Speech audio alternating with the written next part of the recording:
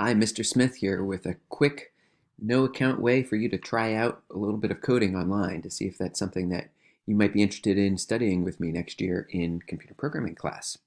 So I'd recommend heading to this website called Blockly Games. And then there are a number of different things you could try out here. You do not have to go in order. I'd suggest starting out with this one called Maze, in which you'll navigate the little Street View character to the destination on the map. And you'll be writing your code on the right-hand side here by dragging these blocks over and building some logic that the Street View character will follow. So in this one, I'm going to just click the Run Program button before I even start adding any code. There was one block there for me already, and you'll see that the character moves forward one step.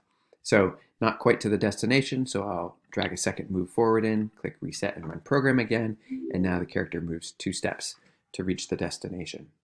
I get a hearty congratulations from the website and move on to the second puzzle. I'll leave you here to try this out on your own. Just a quick note, the puzzles get real fast. So don't feel like you need to be able to finish all of these.